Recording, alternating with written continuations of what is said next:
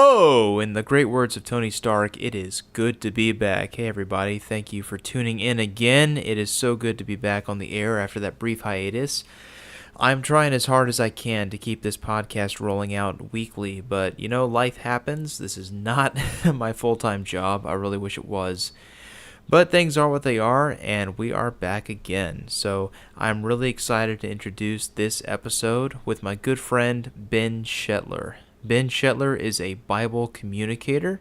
He runs the organization Think Ministries, where he presents logical, reasoned answers and apologetic resources to students around the country.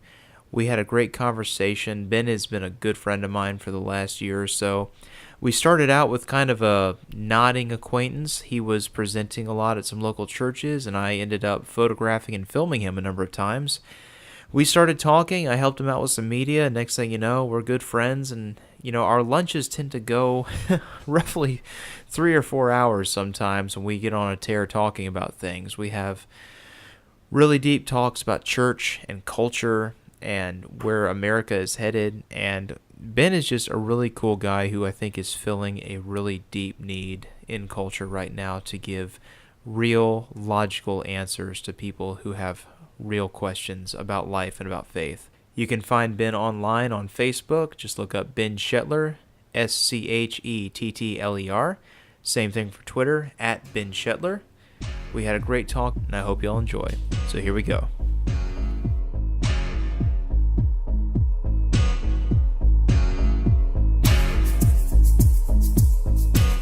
And 3, 2, 1, and a battery falls off the table. Ben, how you doing?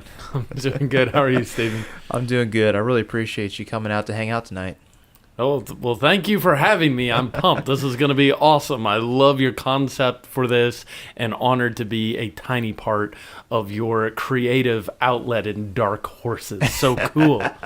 Well, you got to understand, your operation is way bigger than mine, so I appreciate you bringing the magnitude of what you do to this little thing I'm trying to start here, because it really does mean a lot, you making the time. It's funny that you call it an operation. I'll take that. We're actually doing something. So well, thank you. But yeah, we try. Yeah.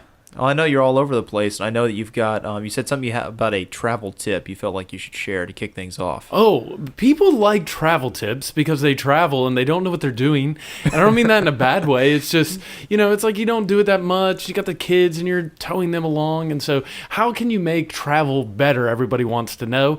And I don't know. I do about 90 flights a year probably. And so I'm probably a little over 100,000 miles a year on Delta. And I don't know, can we say specific brands on Dark Horses? I don't know. Will they kill us for that? I hope it's okay. I'd hardly call us an influencer at this point, so Liberty Hall, my friend. We're good. So no, this is a tip that may be helpful to your listeners. Anyone can do this anytime you fly.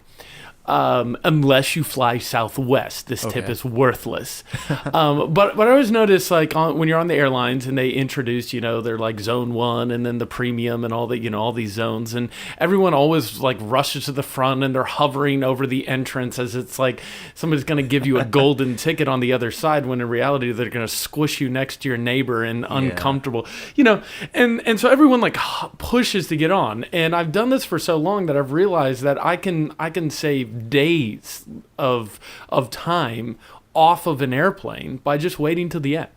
And so if you're on there, but even if you have the kids or whatever, just wait. And everyone is so excited, and I have I can get on as soon as they let people on, and I always wait till the end. Even if I have a first class upgrade, I'm in no hurry. And a lot of times I'll save 20-25 minutes of time sitting on a plane, and that can, even in a round trip where you just have 2 legs, that's four times getting on a plane. You're probably going to save 20-25 minutes each time. You save close to 2 hours of sitting on a plane just by waiting till the end. And so that's my little travel tip. And that's a lot of emails you can respond to in that time, hanging out in the terminal too. There's all kinds of things I do at that time. Mostly it's stretching my legs out as far as I possibly can before I get in the crunched tube that is known as the airplane. And for the uninitiated, why will that not work on Southwest? Oh yeah, good question. Travel Southwest and find out. No, Southwest, they do zones, but you get to pick your seat, and so okay. it's worth jumping in early and waiting in that line because you get to choose. And my cousin's husband, Bo, I don't is that my cousin too? I don't know. Loosely fit. Cousin-in-law? Yeah, cousin-in-law. But Bo has tips for Southwest. I don't care to mess with that as much as I fly. I just prefer to have a seat chosen for me ahead of time, and also the possibility of a first class upgrade, which Southwest doesn't have. But other than that, they're a great airline. Oh yeah, no, I'm a career cheap seat, and United tends to come in like a few bucks below Southwest everywhere I've been the last few years. So I Okay. actually haven't been on Southwest in about maybe close to a decade now that I think about it. So I wasn't familiar with the way they seated people. But that's interesting. Waiting till the end it'll save you so much time. Well, see, and I always do Or that on the disembarking. plane, like time on a plane. And that to me makes your experience better. So, and I always laugh because as soon as that bell dings, and even when you're in the back of the plane, everyone rushes to grab their stuff and get off, and they're in such a hurry. What's and up they're with all that? crawling over each other. And I just sit there and I'm like, this is my 20 minutes being used. Because they've been on this plane at least 20 minutes more than me, and I'm just chillaxing there, letting everybody crawl all over each other, and I'm like, this is when I'm using it.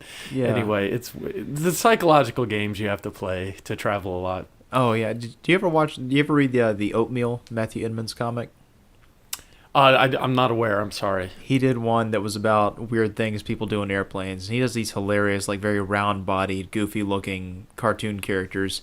And he did this one where it's a sea of airline seats, and the all the people are standing up except for this one person who's looking up at the person next to them, going, "And where do you think you're going?" Oh, I love it. We're describing comics on the airwaves. It's always fun. Oh yeah, yeah. It's kind of futile now that you think about it. I'm gonna cry in the shower now. That was a dumb move on my part. You're good. I'm like, we're gonna do the old SNL and start broadcasting fall. It's awesome. The leaves are fun. They're so beautiful. I wish you could see. Good stuff. Good stuff. Yeah, man. But for the few people who probably haven't heard of you yet, you want to recap who you are, what you do, how you got here, where you're going? The few billion people in the world that have no idea. Yeah. So who I am.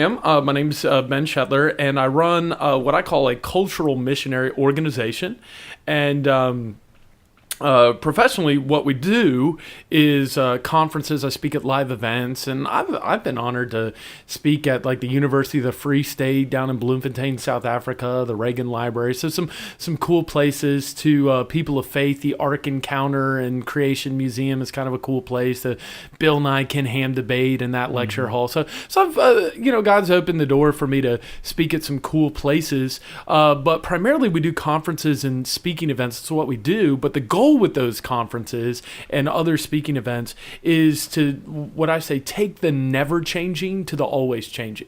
So the Bible is this constant source of truth. It never changes, but our culture is always changing, and people need to understand how the Bible fits their context. So Jesus said, love the Lord your God with all your heart, soul, and mind, and love your neighbor as yourself. That's never going to change. But in the 21st century, how do I love my neighbor as myself on social media? That wasn't around when Jesus spoke those words. And so I really feel like our organization is busy about helping people understand this never-changing book. And one of the primary ways we do that is through a discipline called apologetics. And it's rational proofs for the existence of God, logical things, and then creative and compassionate ways of taking the truth. So in the past, I feel like we like to take the truth with anger and with animosity, and the truth is some type of thing that we fight, and yet we've got to understand that the truth must be delivered in the vehicle of love, and understanding some key things of how do I take this truth. The truth is important. We don't want to abandon the truth, but we got to be careful of the vehicle which we use to deliver the truth, and that vehicle must be love. And so that's what our organization does. us, that may be really broad. But I mean, we do that through television, social media. I really recommend following, if you're interested in these type of things, of being loving, but also holding to the truth, of following my Facebook page, Ben Schettler. And just kind of seeing a little bit more about what our organization Ask or Think is all about. So.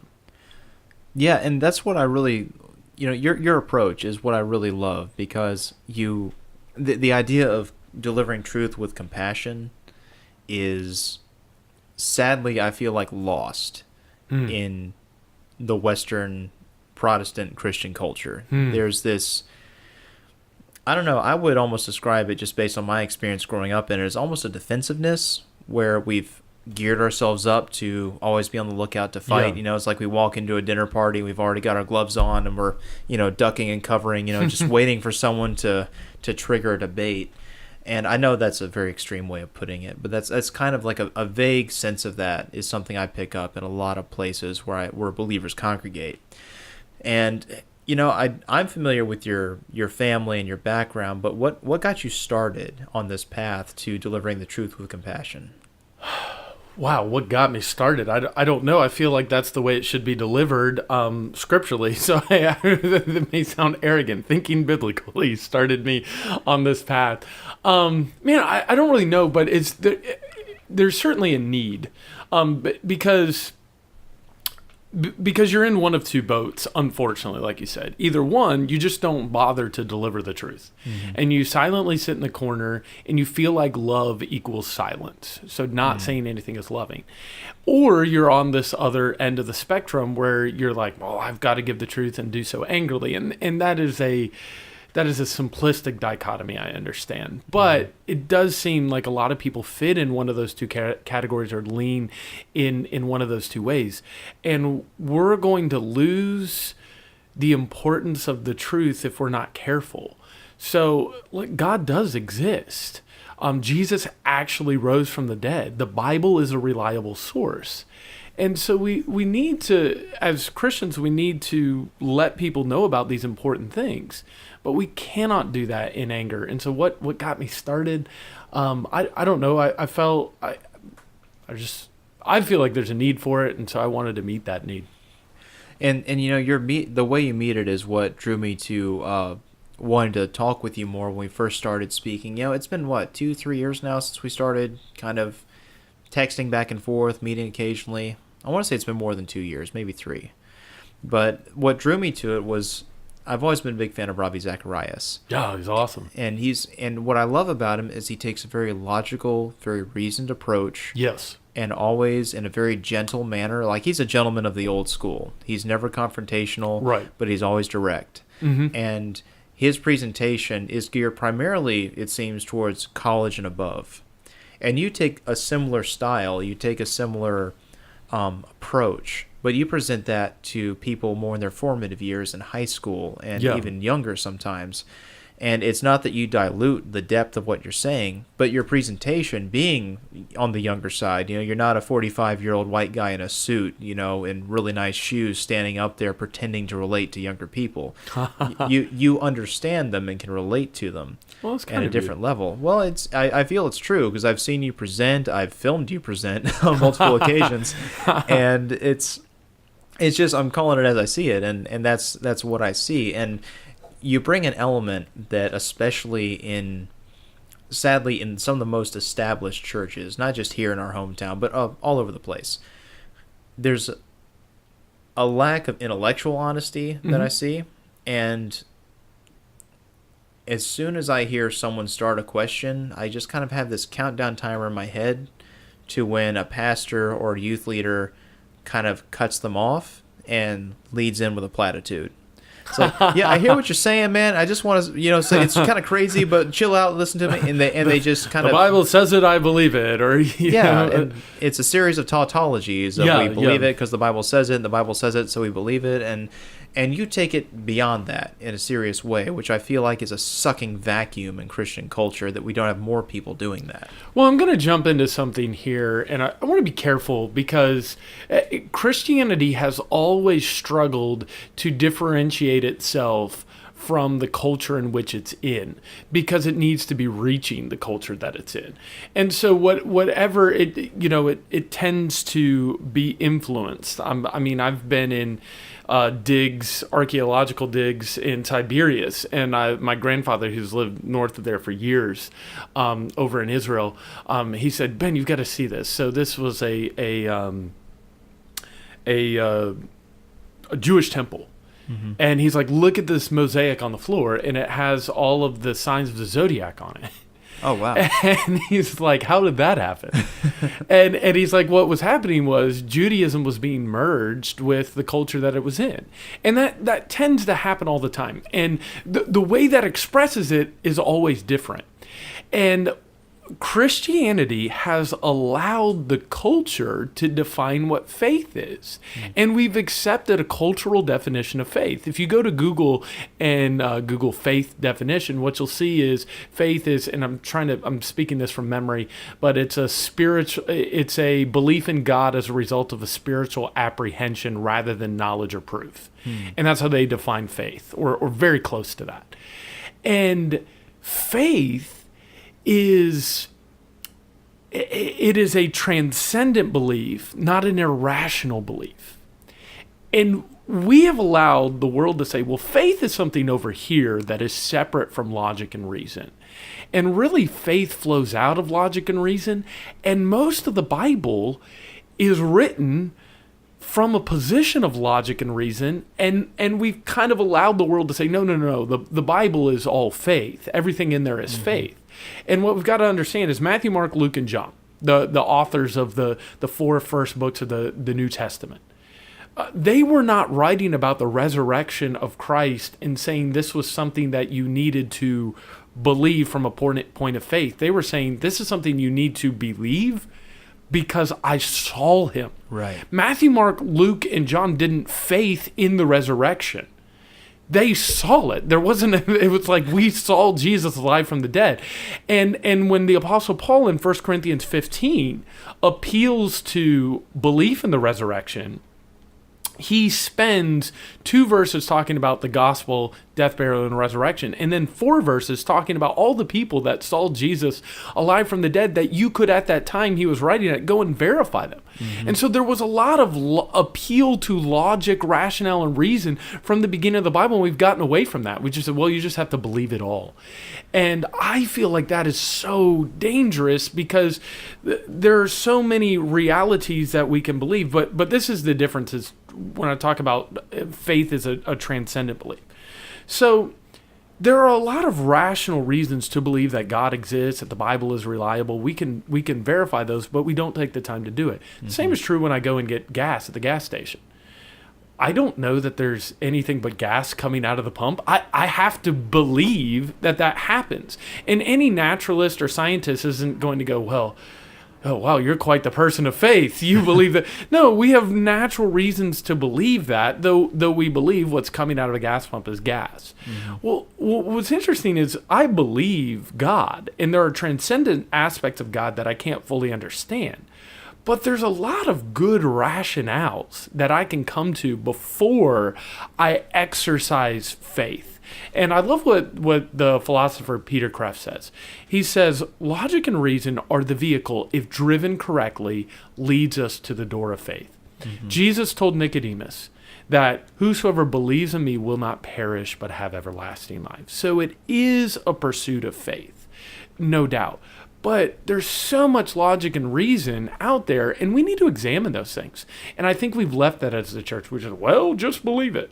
Well, that's good, but Matthew, Mark, Luke, and John weren't going, well, just believe it. They're saying this happened. Right. You go to the Galilee region where this happened. I'm telling you, I'm going to write the city down, and this occurred, and you can go and talk to these people who saw this miracle. Go and talk to blind Bartimaeus. He still lives in the Jericho region. I mean, he was healed. Go into this person, and right. You could verify these things. And so the Gospels were far more rational than we realize. And I'm sorry to go on that, but an important thought. Well, yeah, and I think it's something that people lose track of because it's easy for us to look at the Bible as this, archaic, esoteric collection of books that were cobbled together by church committees. A lot of people take that tack when they describe it, mm-hmm. But even if you take the books on an individual level, you have to remember that these were written by people who were copying these down to show to people and say, hey, this is what happened. I wrote it down. And it was present tense for them. Most of them, the ones who escaped persecution, they lived another 30 years maybe, through the Roman period then, and they showed it to people. And I think that's one thing that even I don't think about a lot. I mean, I grew up in the church, and I still am a believer, and even I lose track of the context they were presented sometimes, because I'm just so used to the Bible just being the Bible laid out in front of us. And you mentioned naturalism a minute ago. Yeah. And earlier we were talking about it, and you said you've been working on some stuff about faith and naturalism. Is any of that ready for public consumption? Just as long as that we are crossing that topic. Yeah. Well, I think a lot of this is allowing Richard Dawkins, who's a famous atheist, or Christopher Hitchens, or some of these other people, to define what I believe. So you're a person of faith, so you just believe in fairy tales, and that's not what faith is. Faith is believing in transcendence. And naturalism is this idea that only the physical world is what exists. And I mean, I think how this plays out politically. So we say, you know what, we need to have a separation of the Bible and faith from our politics. And on face value, I go, well, I kind of agree. I see what you mean by that. Like, I don't want my pastor coming and preaching to Congress necessarily. Of course, it may be helpful. I don't know. But I see what people mean by that. But when you strip that away, I was talking with a friend today. Like, we have laws in Escambia County about speeding. Why? Well, because if you go too fast, you might hit someone's car. Well, why is that bad to hit someone's car? Who really cares? Well, it's their property. They don't want it to be damaged. And what if you take their life? Well, why is it bad that their life is taken? Well, every life has value. Well, where did you get that from? You didn't get that from naturalism, because if I kill someone with my car, Darwin says, then I win. Because it's survival of the fittest. So the more people I can take out, and I'm just living out, I don't believe that obviously, but I'm living out a worldview that says the survival of the fittest. So the more people I can take out, the more fit I am compared to them. But we take a different tact, and that tact comes from a moral bearing. And then we have laws like you can't kill people or steal from them. Well, where did that come from? And to me, that comes from an idea of faith, not from naturalism. Nature didn't teach us to not kill people. Nature doesn't teach us to, in fact, even atheist philosophers, one of the most famous, and forgive me, I forget his name now, but one of the most famous Canadian philosophers said it's impossible to derive morality from a non-God worldview or an atheist moral view. And so then at some point we have to realize that all legislation is morally based. And we can't just say everything is natural and let's separate faith or a pursuit of God or religion from politics. We have morality inside of the laws that we make. So how are those connected? But there is I've been working on an explanation of naturalism. So when I use that word, I'm curious, like, what does that mean to you, Stephen? Like what is naturalism when I say that? Like, what does it even mean to you? Well, on just the purely associative value of it, I immediately think Darwinism. Yeah. Natural law, natural order. And I've got some thoughts on morality for later time, but to answer your question, my initial thought is just pure Darwinianism, survival of the fittest. Just you walk outside naked with a sharp stick, whatever happens to you. That's awesome. Well, I mean, and here's how I'm defining it, is that only the physical world exists. And so here's the metaphor that I use. What if you were born on a large cruise ship? So you're born on a boat. You live your whole life, and let's say you start getting in middle school, and you've really got around the boat. You've met the people on the boat, and the boat has never gone to port, as it were. Everything was in this hypothetical situation. And you come to this conclusion as a 13 or 14-year-old that boats themselves, ships, do not exist. And you go to your parents and you say, Mom and Dad, I've come to this conclusion that boats and ships don't exist. And your parents say, well, first of all, this is problematic because you live on one. And maybe you came to this conclusion because you live on one. It's all you've ever known. You don't know that there's an alternative to any life. So you just call that reality, not necessarily a boat, in contrast to living on land. And then they say, well, you're on a boat right now. And you say, no, I'm not on a boat. And I'll tell you why. Because boats don't exist. And then they take you to the captain of the boat, who is guiding the boat. And they say, well, let me introduce you. This guy actually steers the boat. There has to be a boat because we have a captain. And you're like, no, he can't be the captain of the boat. And you say, why not? Because boats themselves do not exist. And then it just so happens that the engineer of the boat who created the boat, the guy who drew up all the plans for it and everything. I don't know. Boats have architects? I don't know. But you take the guy who drew up all the plans and built the thing, and he's on the boat, and you take your child to him, and once again, your child's refutation of the reality of boats is based on a presupposition that boats don't exist. Mm-hmm. And so any evidence you give a person of a boat, if they presuppose that boats don't exist, they're going to reject the evidence. And I feel like that is naturalism in the existence of God. So if I come to you and I say, well, everything that exists had to have some causality outside of the physical universe, because physical things don't cause themselves. And I say, I believe that a transcendent, non-physical God, a God that doesn't have physicality, created time and space. And they say, well, what caused God? I'm saying, no, that's my definition, is that God is standing outside of the chain of causes, and you're using naturalism to defeat a claim that is saying naturalism doesn't exist, that there must have been something outside of that cause. And they say, and then I'll go, well, someone had to design this. And they say, no one designed this. Why? Because God doesn't exist. Well, if you presuppose the non-existence of God, then you're going to come to the conclusion, of course, no matter the ultimate amount of evidence that you give, if you presuppose that God doesn't exist, you're going to come to the conclusion that God doesn't exist. And that is what I feel like naturalism has done. And it really has handcuffed college students that walk into a classroom, and it's handcuffed a lot of people. And what the church has done is they've stepped back and just gone, well, I feel him in my heart, so I know he exists. And no naturalist can refute what I feel in my heart. I can't refute that. Right. But I also am not going to convince anyone with my personal experience. And so the church has kind of come at the standoff and only given personal experiences. And I think a personal experience is a great apologetic or proof for the existence of God, but a lot of times it falls on deaf ears. And what we need to do is step into some of these arguments and go, look, this causal argument is universal. If you're not going to presuppose that God... if you're going to presuppose that God does not exist, right, then of course you're going to come to this conclusion. But there's other great conclusions to come to out there. Let's set your presupposition to the side. And that's something that I think is really interesting, is that the church has taken such a hands-off approach. Because I remember going to an apologetics class, and it was the first one of its kind at a church we both know. It's very large, very well established. And I went there, and immediately upon walking in, I could tell that the instructor was very serious about it.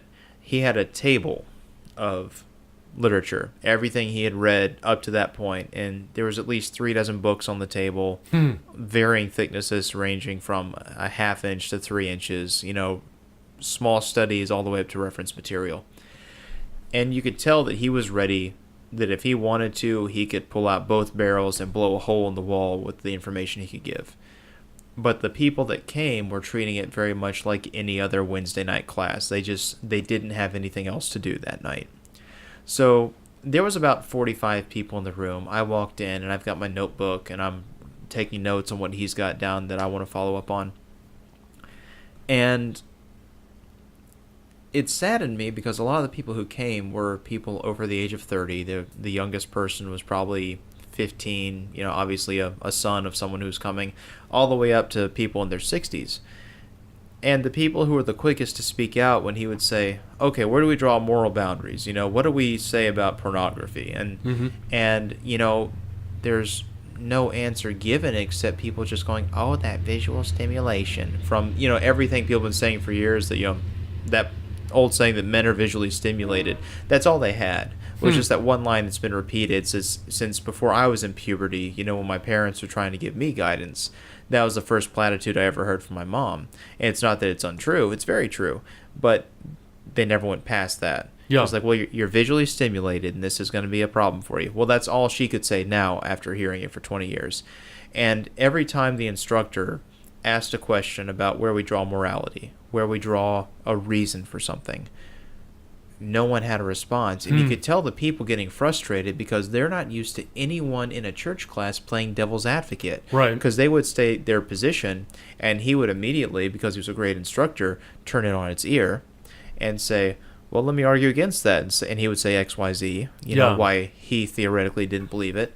And you could just sense the tension building in the room of these old-timers getting frustrated. And I say old-timers, some of them were in their 40s. They're not old fogies. Be careful. I'm 6 years away from being an old-timer. It was more the attitude, of people who grew up in the church and never had a wide circle of friends. Well, and they couldn't do it. And let me just finish this real quick. You're fine. He got to the very end, and there's this one old fella he stood up, and he was an older fella, white beard, suspenders. He's been a Baptist for a very long time. He stood up, and he was close to tears just at the idea that people would have this many arguments against faith. And he was just in this state of, I know for myself what he's done in my life. And he sat down, and to his credit, the instructor, him, initials are JJ, he said, and I totally respect your position. And the case of an individual who is so profoundly affected by faith, that will speak to a lot of people. Of course. But the purpose of this class is to mount an intellectual defense. Yeah. And that was what I don't think I went back to that class after a couple weeks because Jerome tried really hard. Oops, I said his name. Because he tried really hard to impart intellectual defenses to this class. Yeah. And I could sense his frustration. He kept it very under control, but you could tell he was frustrated that people weren't absorbing it because the church had conditioned them to not even consider that these arguments existed. And you and I have talked a little bit about trendy atheism right now, of people who love to share these little memes and comics on Facebook of like, oh, I see you're praying for someone's cancer. You might as well just go, rub some feathers on their face because that'll do just as much. Right. I mean, it's become the trend for people to really dog people of faith, which is humorous because we're entering this weird time of moral relativism and postmodernism where people are trying to say that there's no right, there's no wrong, everything is fluid, everything is up for interpretation, and yet they all want to hone in on Christianity as some relic that is just a safe whipping post to take out their frustrations. And I just find that an interesting time to be around. Yeah, absolutely. Well, I would speak to that, but I also want to speak to age because understand it's not just older people in the church or even more mature. This is kids. Mm-hmm. I was speaking at a conference a couple of years ago up in Illinois. A bunch of churches got together, and I pointed this out to this group. I said, how many of you believe you go to heaven when you die? Many of them raised their hands. I said, why do you believe that? And well, because this and that. And ultimately, we boiled it down because the Bible says so. And then my next question was, well, how do you know the Bible's true? And I remember this one young man, I asked him specifically, how do you know the Bible's true? So your entire eternity is based on what this book says. And his exact words were, well, I'd never really thought about it. And I was just impressed in that moment that there will be Muslims who possibly will spend an eternity away from God because they never really thought as to the accuracy of the Quran. Perhaps, and I don't mean to be unkind to another faith. That's not the idea here. But the reality is Jesus said, I am the way, the truth, and the life. No man comes to the Father except by me. And so there is an exclusivity to any religion. And so it's just sad to me that if people really do believe the truth, but they've never taken the time to think about why. And is the Bible even credible? Should you believe it? And it's almost anathema to even ask that question when, in fact, the very writers of the Bible were answering that question as they were writing. Right. They were going, Jesus is a credible person. Here's why. He did this miracle and he did this. And we've lost that. And I think we've kind of been told that, well, you can have your faith, but it's got to be over here. And so I think it's not just an age thing. And then you concluded your statement. You were talking about, how did you end what you were just saying? Because I spoke to the age. Oh, people not being ready, was it? I think it was, well, that aspect and the age to me correspond, because you'd think that if someone had spent a great deal of time in the church, if the church is doing what is stated in Scripture they should be doing, which is to equip believers, it seems a shame to me that more people aren't equipped to even deal with these kinds of intellectual arguments against faith. And I think that's because I'm when I argue, sometimes if I know I'm going to be discussing something with someone, if I'm riding around in the car or something, I'll start talking out both sides and go through all possible responses to what I might say, and give the harshest argument to my own beliefs that I can, just to see what my first reaction is to say. And I get into this weird state sometimes where it is almost like talking to another person, because I'm just being a chronic contrarian over and over.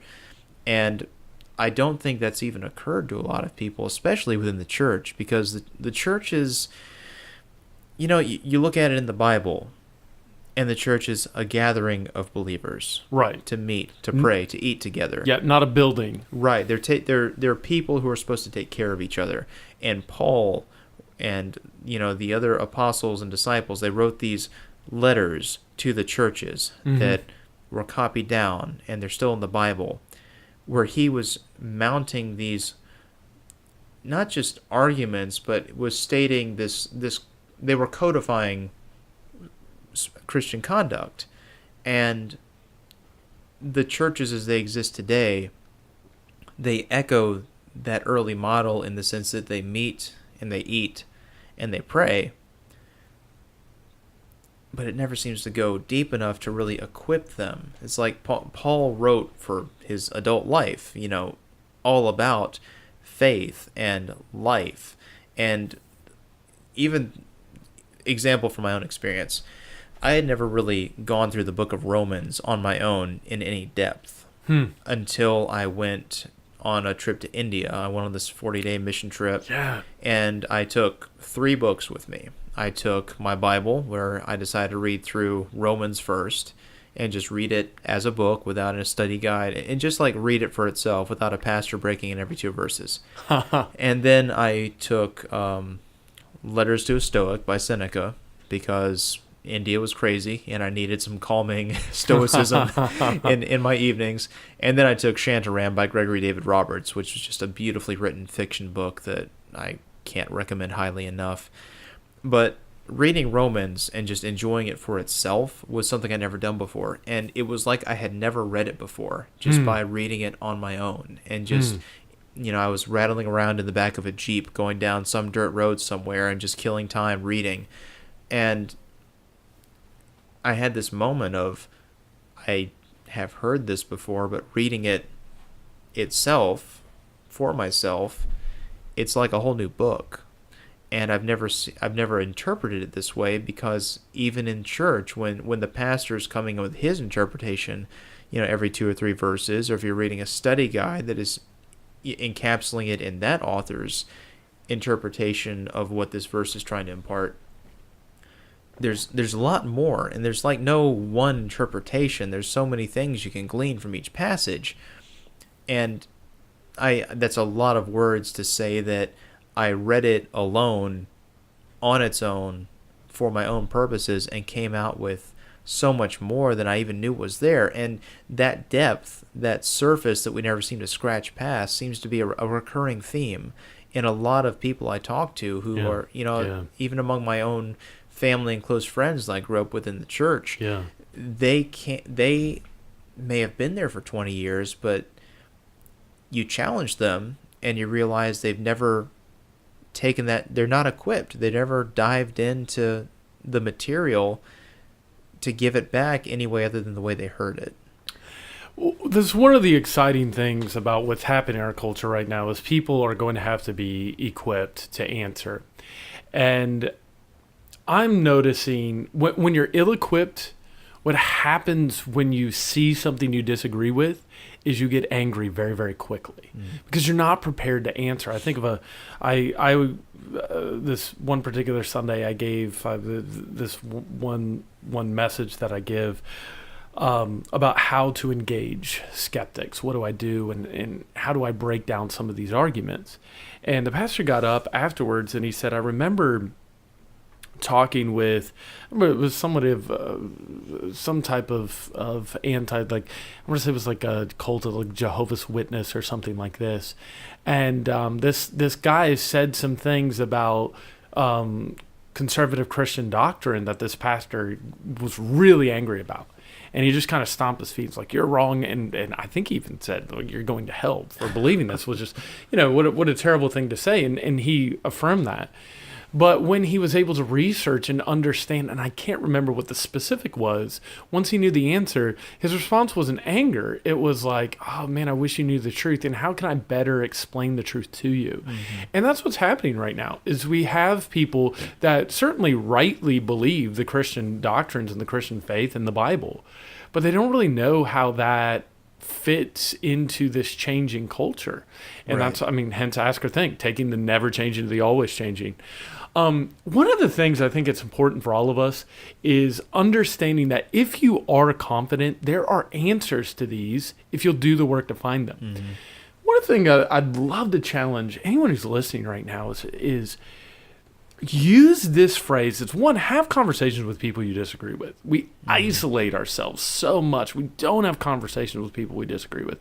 Right here in Pensacola right now, there's 3 individuals that are plaintiffs that are suing the city of Pensacola for the Bayview for this cross that is segmented. It is interesting. I don't want to get into the politics of that right now. But I picked up the phone and I called one of the plaintiffs. And I said, hey, let's have a discussion. And it looks like he agreed to it. Looks like we're going to do this in a public fashion, which I think will be helpful to a lot of people. So it's not just me having this discussion with him, but I want to have a real substantive talk. And I think a key word that we do not use often enough, or a key question, is what do you mean by that? We do not listen to what other people say. And if we can employ, what do you mean by that? All the time. So when someone says, well, God doesn't exist. Well, hang on. What do you mean by God? And what do you mean by non-existence? And someone is, I'm trying to think of a good example. So some people use this phrase when we're talking about the marriage controversy. They say, well, love is love. Well, love certainly is love, but the key is what do you mean by that? What do you mean by love? If to me, love is just accepting anything anyone does, then of course, whatever anyone does, if that's love. But the reality is love is something, or should be something, that's deeper. So if I have a friend or someone that I love or care about suffering from a drug addiction, I'm not going to accept that in their life. I'm going to reach out to them and try to show them a better way. And so sometimes the key that we need to really get at is, what do you mean by the terminology you're using? And I was talking with the pastor the other day. It was interesting. He was talking about all the angry Christians. And I said, well, what do you mean by an angry Christian? What's an angry Christian to you? It really clarified, it was interesting, it really clarified the conversation. I think so often, one person, when they use a term, and the other person, they use a term, they mean different things. Yeah. And when I talk with... when we have this public discussion about, we'll probably talk about the existence of God, one of the things I really want to get at is terminology. What do you mean by that? What do you mean by evolution? What do you mean by, because there's a lot of things, it was interesting, even in our early emails, that I totally agreed with. He's like, well, I'm not going to accept because the Bible says so. Well, I accept because the Bible says so in the same way that I accept gas pumps. Yeah, I do accept what the Bible says, but I have good reason outside the Bible for trusting this book. when I look at nature, I go, there's a guy, we could go through that whole progression as to why, and we probably don't have time here, but I have good reasons for believing the Bible. And someone that doesn't have good reasons for believing the Bible needs to be walked through those reasons. And actually, maybe we'll take the time. It's simple. Like, to me, there's a simple progression of life. When you look at everything, it's kind of like being on a boat. Someone had to make this. Like, you're on a boat. Like, how did I get here? And I had to be the result of some previous cause. But when we trace those back, there had to be something that stands out of time and space that created time and space, a non-physical starter. And that person, when I look at the level of design that exists in the universe, that person had to be intelligent. And so there must be a God. And because I am aware of these things, that God gave me the capability of understanding who he is. And so then the question is, since I do have the capability, where can I better understand God? And if I were God, how would I want people to find me? And to me, the best way would be to write a book. So let's start looking in all of these religious books. And we start looking at maybe the Book of Mormon or the Quran or the Hindu collection of poems or some of the writings of the Buddha. You start looking at these and you start finding this amazing consistency of 40 men writing over a period of thousands of years. This consistency, and the consistency in the Bible reflects nature. So you're like, wow, this book is really credible. And when I start looking at the life of Jesus, then I start looking at Jesus himself and going like, wow, there's all these problems in the world. So how could a loving God create a world with problems in it? And I find that, well, Adam and Eve created these problems when they sinned, and we've perpetuated these problems because of our sin. And we go, wow, this sin has brought all these problems in the world. Is there any solution? And, well, man died on a cross and he didn't stay dead. Is there proof for his resurrection? Well, actually there is. There's all these facts that's around it. And all of a sudden, the logic and the rationales of these things start driving me to a point where I go, you know what? This is real. This is true. And so, you know what? I have a choice. I have a choice to believe the facts that I know to be true and to submit myself to a holy God that I'll answer to one day, or I can just ignore all these facts and choose not to believe in him. And I feel like that is the point of faith. And faith allows me to understand God deeply, because there are many things about a transcendent God that I cannot discover through logic or through rationales, because my logic is limited, because I'm a finite being. And so then I experience this transcendent being, this beautiful tool of faith. And that's where faith comes in. That faith is something deeper and more beautiful and more broad. And I hope that we see how those two fit together as believers. And if you're someone that's listening to this and you consider yourself to be a skeptic, I hope that you understand that some Christians don't have good reasons for what they believe. And I think that's unfortunate. But that doesn't mean that there aren't good reasons just because they don't have them. And there really are quality rationales for believing the existence of God. And if you start studying these things out, it's surprising how credible the Bible really is. Mm-hmm. So I'm sorry I go on these rants, but I enjoy it. Thank you for the invitation to be on Dark Horses, because I love talking about this stuff, Stephen. Well, and we can go as long or as short as you like, because I impose no time limit, and as granular as you want to get, I am along for the ride. That's funny. So, Ben, I know it's getting kind of late. You ready to wrap this thing up? Yeah, sure, man. Well, once again, thank you for the invitation, and I really would encourage. There's so much more that I would love to give your listeners, but for that reason, I would be honored if you took the time to go to my Facebook page. It's probably the best place to follow me. I am on Twitter and on Instagram, but if you're looking for some of these things, we're launching something very shortly and maybe up by the time this airs, called The Curious Conversation, where we discuss these type of things. And I really would challenge your listeners to go like my Facebook page so that they can, if you're interested in discovering more, and come and hear me live at at places. Those will be up, and I feel like these are so important. These issues are so important to not have quality reasons on, and quality rationales. And so follow me. I'd love to kind of direct you towards more of those things. And Stephen, thank you for doing this podcast. I feel like it's a great piece of just exposing unique and interesting people, and also me, to the public. So thank you. Well, I appreciate that, man. And I just realized it sounded contradictory earlier when I say you go as long as you want, and then I said, well, you're ready to wrap this up, so I apologize for doing awesome. that. But no, you're fine. No, because if you want to keep going, but we're both kind of looking at the clock here, and I don't know about you, but I might be getting a little bit on the hungry side. So I feel like a part 2 is definitely in order at some point. I'm up for that. Whenever we can meet a little earlier in the day, I definitely want to. Because when we have lunch, we say we're having lunch, but I think last time we clocked in at 3 or 4 hours. Was it that long? Wow. Yeah, because we were there for a while, and our conversations are all over the map. So it's really great to get one on record and hang out with you a little bit more. I don't know. It's worth what people pay for it, right? Well, that's why we keep it accessible. All right, man. Well, thanks so much, Ben, and we'll be having you back for round 2 real soon. Thanks, Stephen. Appreciate it. All right, have a good night, man.